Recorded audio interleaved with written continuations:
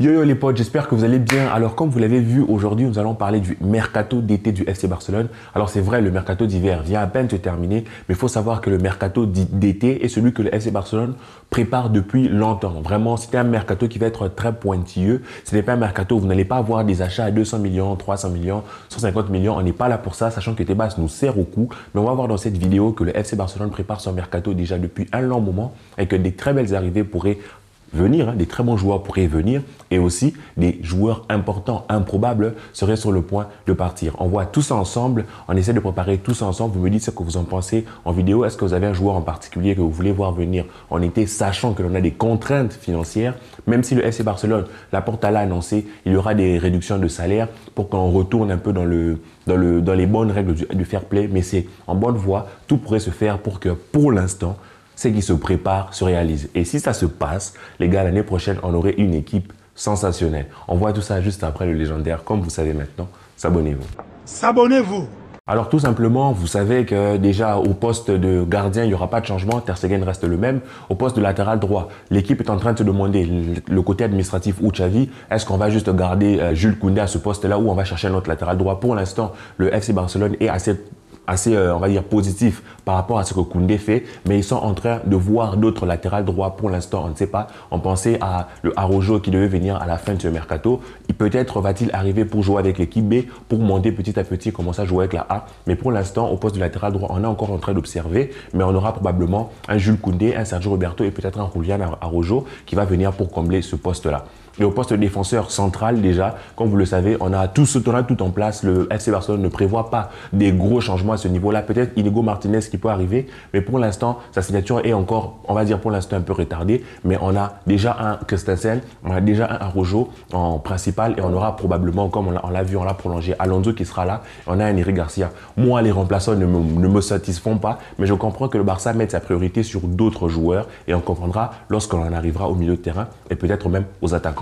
On passe au latéral gauche. Alors, latéral gauche, il ne devrait pas avoir de changement parce que Baldé s'installe vraiment comme titulaire à temps plein et on aura probablement un Jordi Alba que l'on va garder jusqu'à la fin de son contrat. Peut-être qu'il y aura une réduction de salaire. Peut-être que son salaire sera vu à la baisse, mais on aura Jordi Alba qui restera parce qu'il doit rester jusqu'à la fin de son contrat. Il veut rester jusqu'à la fin de son contrat. Je pense qu'Alemany va bien le pousser quand même pour baisser son salaire. Mais comme vous le remarquez, au niveau de la défense, il n'y a presque rien qui change. Et je comprends ce mouvement-là du FC Barcelone parce que notre défense déjà s'installe bien. Elle est bien en place. Les choses fonctionnent bien. On prend très peu de buts. On est la meilleure défense d'Europe en ce moment, je pense.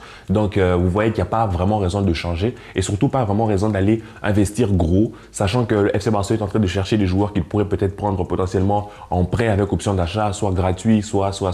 Donc, on ne va pas aller chercher à dépenser des très gros sommes pour prendre un top défenseur parce que où est-ce que vous le mettrez sachant qu'il y a déjà 3 mecs incroyables et un Baldé qui est en train de tout exploser. Donc, ce move-là, je le comprends. Maintenant, parlons du milieu de terrain. À l'heure actuelle où je vous parle, Busquets n'a pas encore eu d'offre de prolongation et il paraît même qu'il est un peu frustré, patati patata. Mais de l'autre côté, il reçoit beaucoup d'offres de 18 millions d'Al Nasser, beaucoup d'offres d'Arabie Saoudite, beaucoup d'offres de la MLS. Mais pour l'instant, il n'a pas encore choisi. Il attend l'offre du Barça. Laporta a dit que pour l'instant, ce n'est pas le moment d'en parler. Donc, quelque part, on serait sur la fin de l'ère Busquets. Peut-être on va attendre le prolonger 6 mois, peut-être une année. Mais je pense que ceci est très probable qu'à la fin de la saison qu'il parte. Donc, le FC Barcelone cherche à le remplacer. Il y a peut-être un Frenkie de Jong, mais comme on le verra dans d'autres vidéos, comme vous l'avez peut-être vu dans mes précédentes vidéos, dans les vidéos de d'autres youtubeurs, Frenkie de Jong ne va peut-être pas jouer 6 seul, mais va plutôt être une sorte de double pivot pour tourner autour du 6, faire tout ce qu'il fait avec le système que Xavi a installé maintenant, cette sorte de 3-5-2 ou 3-3-2, appelez ça comme vous voulez. Non, c'est pas 3-3-2, c'est 3-2-2-3.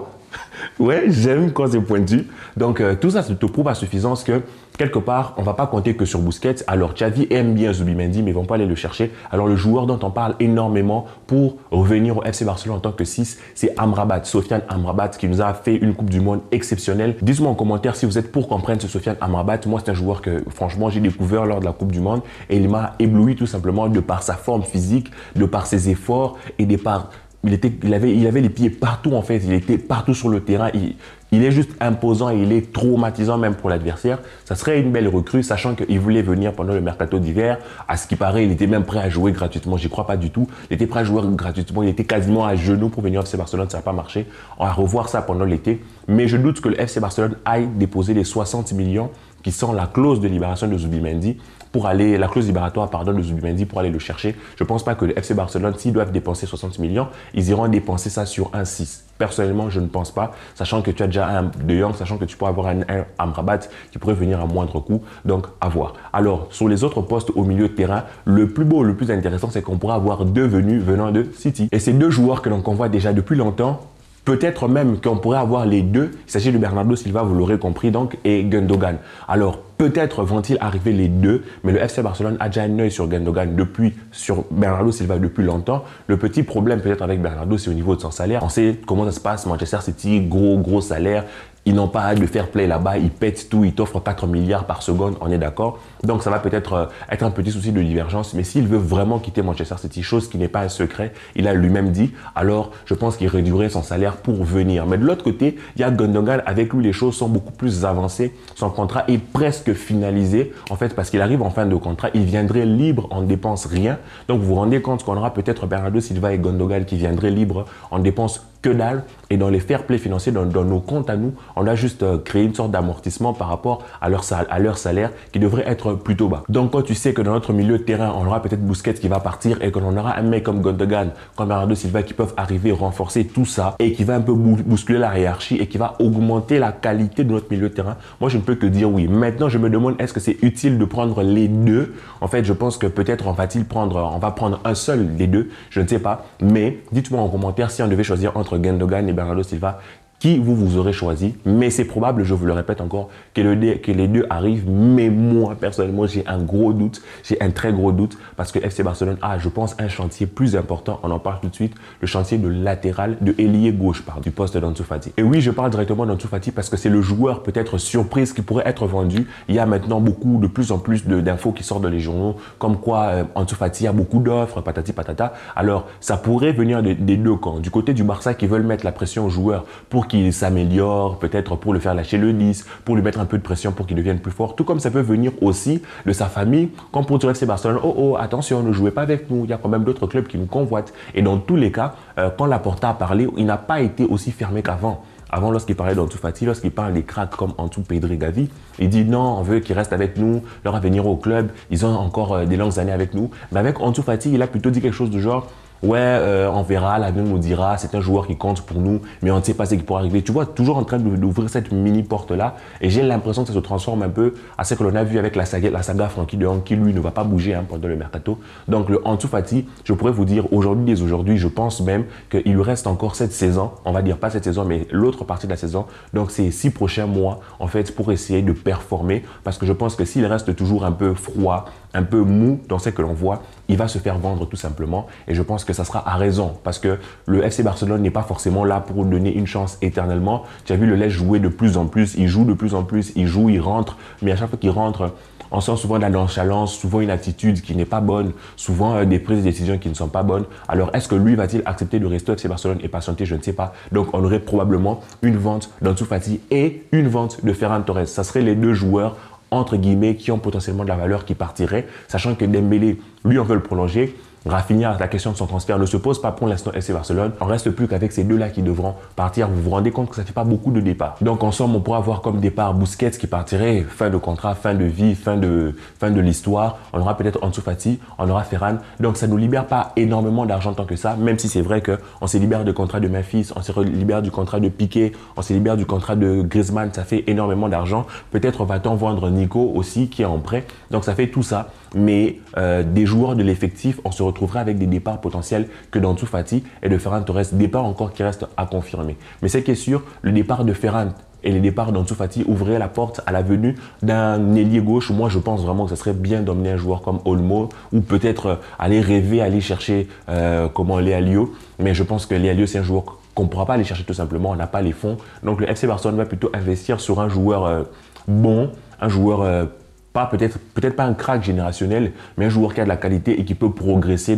à ce poste-là. Et je pense qu'avec le système de Xavi, le poste d'ailier gauche est peut-être un poste qui va être moins utilisé, qui fait que ça donne moins de pression à l'administration pour aller chercher un remplaçant. Mais en tout cas, tout ce qui se passe au niveau des principaux postes, et bien sûr, nous parlons aussi de poste de Lewandowski. On a ce jeune qui viendra de Brésil, Victor Roque, qui pourrait être le remplaçant, en tout cas, d'un point de vue numérique en fait de Lewandowski, c'est-à-dire il va commencer à rentrer de temps en temps comme Lewandowski va être reposé, quand il va peut-être être suspendu, quand il devra sortir à quelques minutes d'afin. On va voir sur Victor Roque là, qui semble être un gros crack au Brésil, qui semble être un joueur avec énormément de potentiel. On a manqué certaines pépites qui iront au Real, patati patata. Donc on n'a pas pris Moukoko, on n'a pas pris la pépite, j'ai oublié son nom, qui allait au Real, qui va aller au Real, Hendrick. Donc là, on pourrait prendre ce Victor Roque là, en espérant qu'il grandisse, qu'il mûrisse et qu'avec ce FC Barcelone là, lorsqu'il restera encore peut-être une année à Lewandowski, donc d'ici la fin de la saison prochaine, alors le Victor Roque, s'il est bon, peut s'installer petit à petit et commencer à devenir de plus en plus présent. Sachant qu'à tout ça, on peut ajouter un joueur très important qui est Yamal, qui est encore l'ami Yamal, qui est encore en équipe B, voire C, voire D, c'est vraiment un gamin. Il a à peine maintenant 15 ans, voire 16 ans. Donc pour l'instant, ça n'y est pas encore, mais je pense que d'ici l'année prochaine, la saison prochaine, ou d'ici 2 ans, on devra commencer à l'intégrer dans l'effectif, dans l'équipe A, parce qu'il a des très très belles qualités. À ce qui paraît, c'est le plus gros crack depuis Messi. Hein. Donc j'espère qu'on va le traiter avec beaucoup de douceur, beaucoup de patience, pas lui mettre de pression, pas lui donner de numéro 10, pas ce genre de choses. Et on espère qu'avec le temps, que ça donnera quelque chose et qu'à terme, il pourra finir au FC Barcelone et avoir une aussi belle carrière que notre numéro 10 légendaire, on l'espère. Alors j'ai une question pour vous. Dites-moi, s'il arrivait que l'on vende Ansu Fati, à quel prix vous serez prêt à laisser Ansu Fati partir de 1 et de 2? Quand Ansu Fati part, forcément, le numéro 10 se libère. Vous le donnez à qui? Moi, personnellement, le numéro 10, je le donne à Pedri. C'est vrai que ça casse un peu le 8 et le 6, Pedri, Gavi, Xavi, Iniesta, mais franchement, le numéro 10, je le donne à Gavi parce que Pedri, pardon, je ne vois pas qui d'autre pourrait porter un numéro aussi emblématique, aussi magique en fait, qu'un joueur qui se rapproche autant de la magie de Messi que Pedri. Donc moi, je le donnerai à Pedri. Dites-moi tout ça en commentaire. J'espère que cette vidéo vous aura plu, les amis. On se retrouve un peu plus tard et peace.